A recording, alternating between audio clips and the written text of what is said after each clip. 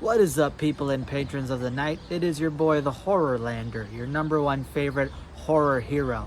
And today I'm going to be presenting to you a review of another Halloween-based story, a scary short story that I think should be brought to all of your guys' attention, especially on the month of October, in which we are celebrating frightening, fictitious festivities of the Halloween month. So today I'm going to be talking about The Black Pumpkin by none other than the famous thriller and horror author known as Dean Koontz. That's right. Without further ado, let's get into episode 3 of Horrorween Town University as we are on a class trip. Maybe not in my backyard. Don't need to get into details. But on this class trip, we're going to be talking about a Halloween horror story that should be read by every single one of you guys because it does embody the holiday. It does have some really creepy, scary, memorable things in it. And although it's not the best thing I've ever read, it is good and it is worth a quick little read, and it'll definitely boost up your spirits for this holiday season of Halloween, and also probably leave you checking the dark corners of your room as long as you have an imaginative mind. So let's get into it.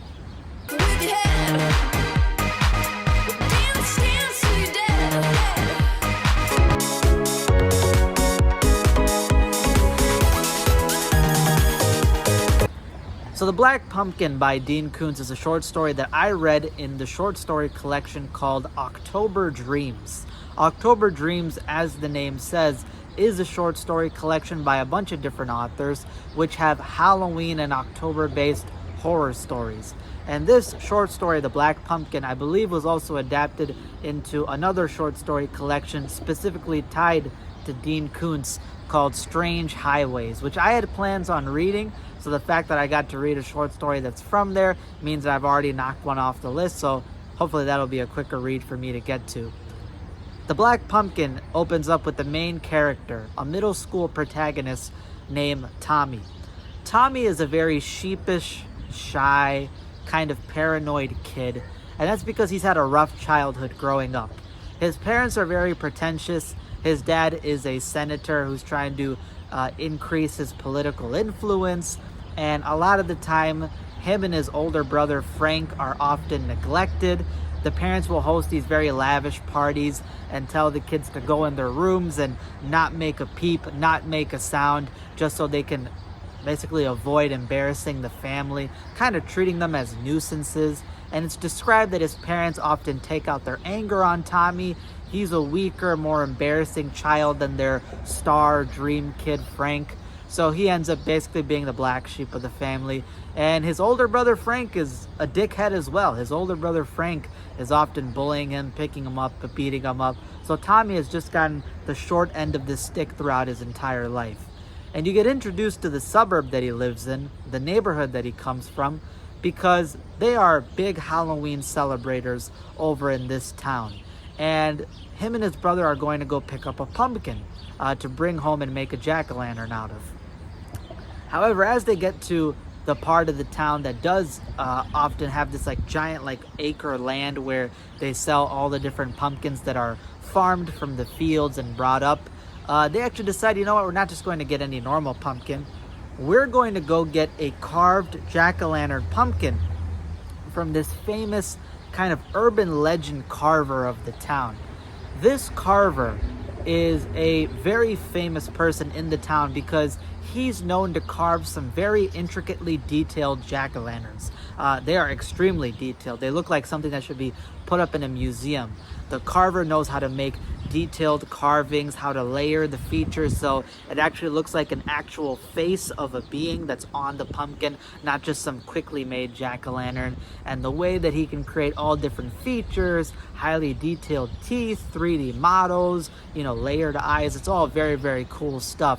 However, all these jack-o'-lanterns have a little bit of a sinister vibe to them, and so does the carver himself. The carver himself is described as being this extremely old, mummy-looking man with this angular squash-like head and these glowing amber eyes that really pop out from him because, he's wrinkled, he's weathered, he looks like this really old, ancient creature. ancient soul, but yet these amber eyes are so vibrant, so glaring, and they just seem like they're piercing through your soul as they look at you. And as Tommy ends up unknowingly approaching this guy because he gets entranced by the jack-o'-lanterns that he's carving, the carver then offers him to take one of the pumpkins. And right away, Tommy, being this very paranoid guy and hearing some rumors about this carver being potentially a bad dude, being evil, being scary, stranger danger feels to him. He's very reluctant to kind of take a jack-o'-lantern from the carver, and he has all these feelings of running away, and yet he can't give in to those feelings because he feels like this carver has put him into some kind of trance. He's just entranced by these creations of his. And the carver is very, calculative, very just sort of standoffish, looks like a veteran. And he tells him, I have no specific price for these jack-o'-lanterns. You can just take one if you want. You can pay me whatever you feel the jack-o'-lanterns are worth. But just know that you get what you give. And that's a phrase that he keeps repeating to Tommy and soon his brother, who pulls up, Frank, that you get what you give. You can pay me anything you like. You can choose any jack-o'-lantern you'd like, but you are going to receive what you get. And it's a very sort of metaphorical, thematic kind of foreshadowing behind that sentence, because you get the feeling, and even Tommy does right away, that this carver might be more than meets the eye, and he might have some hidden intentions that he doesn't know of. But when Frank arrives and kind of interrupts this sort of one-on-one connection between Tommy and the carver, Frank is a very sort of cocky, just sort of douchebaggy kind of guy. He's always kind of flexing and kind of insulting people. So he's kind of pulling the carver's leg, kind of egging him on, kind of interrupting him and Tommy's conversation. And the carver, a little bit annoyed, decides to direct his attention to Frank and tell him, hey, like I said to your brother, you can take any jack-o'-lantern you like, pay me anything you'd like, but just know that you get what you give. And next thing you know, Frank decides, you know what, let me go pick out a pumpkin and I'm just going to pay this guy a nickel. I'm just going to see if he's really about the shit or if he's just pulling our leg here. And as he goes up and tries to look at all the different jack-o'-lanterns, of course, he picks out the scariest looking jack-o'-lantern from the bunch. It is an all-black painted jack-o'-lantern with just the eyes and the mouth showing the orange rind of the pumpkin. It's got these layered eyes again, like it's got carved out places for the eyes, but then it's got the actual rind that's inside kind of poking through, and it's got these kind of evil, demonic, cat-like looking slits inside, and it's got a bunch of jagged fangs. It's got 5 elongated fangs on the top, 2 jutting out from the bottom. It just looks really intimidating, and there are these cancerous, fungal-looking growths that are all over the pumpkin, making it look really disgusting and just evil in a sense. It just gives off these bad omen vibes, and Tommy picks up on that, being a paranoid kid, and he says, yo, Frank, do not take that. I don't know what it is. Do not pick that pumpkin. I just get bad feelings about it. Just don't take it. And Frank tells him, like, yo, stop being such a fucking pussy. Stop being such a wimp. There's nothing wrong with this pumpkin, and I'm gonna take this shit, and if you don't, well, I'm gonna beat your ass if you don't let me take it. So Tommy backs off, but the carver is very intent, very calculating, kind of like an apex predator, just watching Tommy and watching Frank. And as he's speaking to Frank about taking this pumpkin, he's winking at Tommy, kind of giving him, some foreshadowing that, yeah, your brother might have fucked up with this pick. And next thing you know, Frank ends up taking away. And right before Tommy is about to leave, he sees something really horrific. The sky, as they're talking to this carver, is covered in clouds, kind of like these storm clouds. And all of a sudden, there's an opening in the clouds, and light starts to shine through on this acre area where the pumpkins are, where the carver's sitting on his chair, and where Tommy and Frank are. And the sunlight hits this area, it hits the chair, but kind of like me right now, where the sunlight's not touching me, the sunlight curves around the actual carver himself. It doesn't actually touch the carver for some reason, despite the sun directly beaming down onto him. And Tommy describes this, wondrous, kind of prose from Dean Koontz, where it's like he describes this carver as like being made out of this unearthly substance that is rejecting the sunlight, that he's actually made out of this unearthly material that is all about darkness, all about evil, that rejects any sunlight from touching it. Again, that bad omen foreshadowing. And the way that Dean Koontz wrote that, the way that he wrote how the sunlight bends around this carver was just really effective writing, really descriptive, and it kind of hit a note with me. I was like, yo, that is pretty intimidating, especially with this mummy-like crypt keeper appearance of the carver. Really, really scary stuff. And the carver obviously warns Tommy of this sort of urban legend involving the black pumpkin, that, you know, on the night of Halloween, just know that this pumpkin is going to become something more than meets the eye. It's going to come to life. Its fangs are going to protrude. Its body's going to expand. And it is going to take what you give from the family. And then he asked Tommy, what do you think you deserve? What have you given? What do you think you'll receive by this pumpkin? And that's when Tommy snaps. He freaks out and he leaves. And the carver just beams at him and looks at him the entire time. And as he gets home, you find out more about his family life. Again, his parents are pretentious dicks. His brother is a, you know, really kind of asshole, douchebaggy guy. And just, he has a really bad family situation. And he knows that something bad is going to happen with this pumpkin. Of course, according to what the carver said. And on top of that, he says that he smells something like roses emitting from the pumpkin when it's lit on the inside with a candle. And he doesn't remember where he heard it, but he said that, you know, the scent of the dead, the scent of the spirited away is meant to be roses. So he gets this, again, ominous omen from this pumpkin. And on the night of Halloween, things go bad. Things go pretty crazy on the night of Halloween. And although it is pretty predictable, there is a few kind of graphic scenes, some really creepy descriptions, and the urban legend that the carver kind of warned them about may or may not come to life. And you see how that unfolds, and you kind of get this little bit of a moral lesson at the end of the story, and that's where I'll leave it. Overall, I'd say this is a good short story. One of the things that I like about the short story is, again, the prose of Dean Koontz. It's a really well-written short story, and the way that Dean Koontz writes about this carver, his description, that scene with the sunlight, his intent toward Frank and Tommy, hearing about, you know, the actual black pumpkin itself, its description, the omens around that, and also seeing what happens on the night of Halloween involving the creature. That was all really good stuff. Really creepy, and there's a few scenes in here that are pretty scary. But there are some negatives I have with the short story. One of the things is that at certain points in the short story, it does kind of feel a little bit too preachy. And even though I do agree with some of the messages in the story, like there's a part of the short story where Tommy's kind of talking about the corruption involving politicians and how, you know, they think that they're all high and mighty and that they're doing things for the better of the people, but they're actually very corrupt and doing it for their own benefit, their own gain.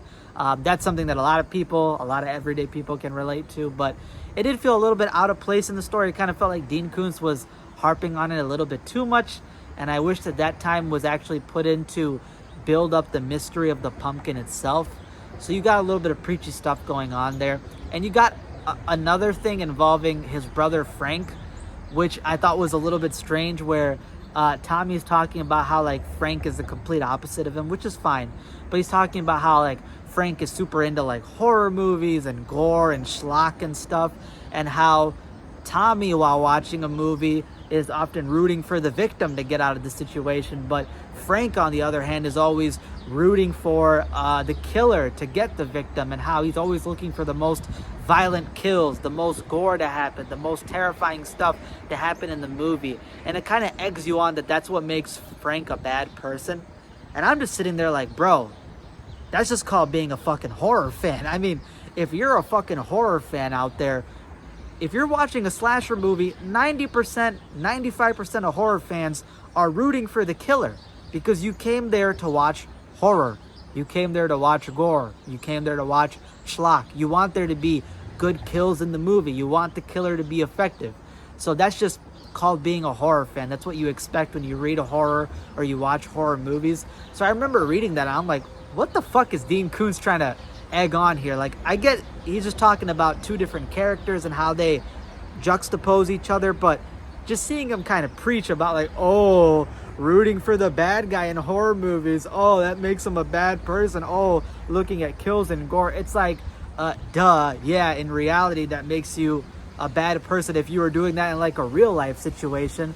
But when you're experiencing horror fiction, horror fantasy, that's to come with the gig. That's to come with the genre. That's like you watching a comedy movie and being like, oh my God, that guy was laughing at all the controversial and edgy jokes. What does that say about him? That says he's a comedy fan. He came to laugh.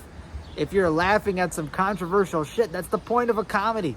Comedy is supposed to poke fun at shit that most people aren't allowed to poke fun of at places of society. So that to me was a little iffy by Dean Koontz. Now, I've heard in the past that Dean Koontz has tried to reject the fact that he is a horror author, a horror writer, a thriller writer. He kind of tries to like distance himself away from the horror genre, which that's a little cringy to me because it's kind of like, bro, just embrace it. Like you write a bunch of horror stuff, you write a bunch of thriller stuff. So, I don't know Dean Koontz as a person. He seems like a really nice guy.